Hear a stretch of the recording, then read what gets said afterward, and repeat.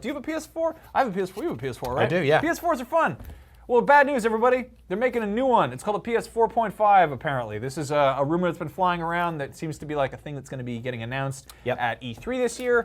Sony's basically doing a PlayStation 4 Neo, PlayStation 4K, PlayStation 4.5, whatever the hell you want to call it. And people seem sort of pissed about it. So we reached out to you guys. I went in the Podcast Beyond Facebook group. That is a group dedicated to PlayStation podcasts we do. And I hopped on Twitter and I said, in 4 to 5 words, describe how you feel about the PlayStation 4 Neo 4K, whatever the hell you were calling it. Let's see what you guys had to say. I like that you limited their words. That's good. I thought that was clever. So here's what you have to say. You, viewers. Cecil Davidson says, unnecessary waste resources. I deleted of, but that was a word. That's 3 words there. Also, why did you delete of? Because the kerning was all weird. I couldn't get it to do. You made him sound like he doesn't know how to write 4 words. Okay, unnecessary waste resources. I would say are dog toilets. Like that's a waste related. Anyway. Yes. So, I mean, I guess you could also argue that a PlayStation is an unnecessary waste of resources. Well, too. no, I mean, I think it's sort of correct because if they're scaling their development to make 2 versions for each thing, it's a little different than just making a PC game and being like, this is what it's like at max specs. They basically have to at some point split off in different directions. Sure. It's kind of like when they were making games for the Wii. And also making games for the 360 or the PS3 at the same time. Yes. And they're like, here's the kind of weird pared down version. Yeah. Either way. I mean, that said, there's really like there's no here where we are. Like this is always constantly new history. That's the cool thing and the terrifying thing about the video game industry is it's always shifting and changing. So moving on, we've got this is another one is Giancarlo Pantalone said affordable 4K media player, which I think is hitting the nail really hard on the head. Oh man, so that actually sort of can work the same way Sony Trojan horsed the PS2 to be a DVD player and also just get in everybody's homes. PS3 was a Blu-ray and PS1 was a CD player. Do you remember at a time when not everyone had one? DVD players were like incredibly expensive when the PS2 came out, and Blu-ray players were incredibly expensive when the PS3 came out, and that was a way to just get them in the home and also be like, oh, guess what this thing also does? Play tons of awesome video games. And I mean, the PS4 plays Blu-rays and it does, Netflix and streaming and stuff, but like, I mean, maybe this is what they're doing with that. Like maybe they are planning ahead and being like, okay, so people are going to be getting into 4K stuff soon. We don't know anything about what the optical drive on this thing is or if that's even going to be a thing in the future for 4K, but I guess we'll have to wait and see. Moving on.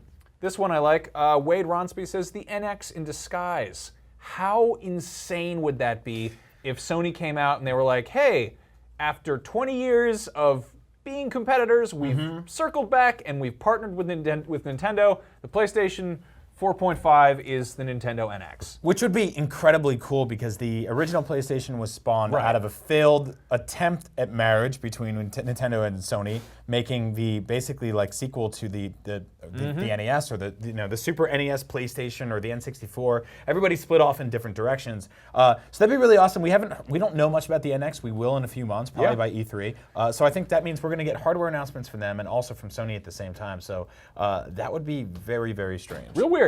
All right, moving on. Into it. Here's a good one. John Benjamin Tomlinson says, middle finger from Sony.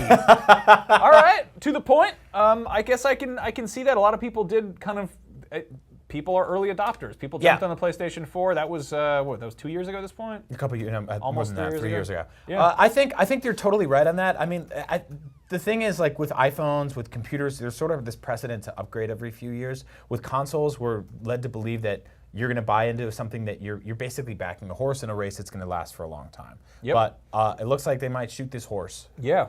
Make glue. Can't have that. All right, moving on.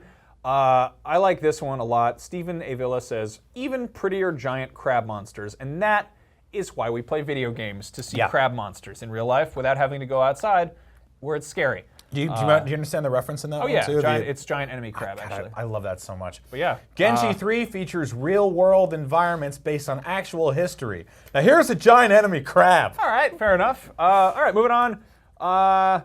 This one is a subtle little nudge. This is from Twitter. This is Gordon McCasey. He says, the new PS4 XL. Yeah, Nintendo bugged a lot of people when they put out the new 3DS and then the new 3DS XL, and basically like, the naming convention isn't really solid there because once the new thing is old, then you go in there, I would like a new thing of this, and they're like, do you mean you want one that's not refurbished, or you want so anyway. Interestingly enough, the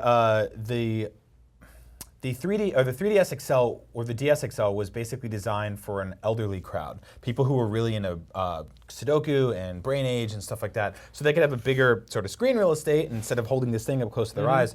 But a lot of other gamers adopted it because they're like, oh, I want a bigger 3DS. Or I got DS. real big mitts. I'm a grown boy, and I'm a big boy with big burly hands. I want to be that Ace Attorney with my big thumbs. But the new in that word is referring to the new 3DS, which came out last year and has not truly proven itself as a stepping stone between the 3DS and whatever's next. It was sort of somewhere in between. Nothing was really utilized for it. So that's totally somewhere where the PS4K can go. Yeah. Who knows? One thing I really hope is that they don't do the whole like nonsense Apple thing where it's like 3GS, 6S or whatever. Like maybe PlayStation 4 Plus, just something where it's like if you're going to be doing weird iterative installments, you know. All right, this one I like. Ziliak just says, I mean, I guess. I mean, I guess. Yeah, that's a pretty good explanation. Then of course there's Hardcore Otter. I'll wait for the announcement. Which is correct. That's what you should do. None of this is official. None of this is real yet. It's all just speculation and people on the internet shouting about nothing because we're waiting for E3 when they actually announce cool stuff in games and new hardware. I agree.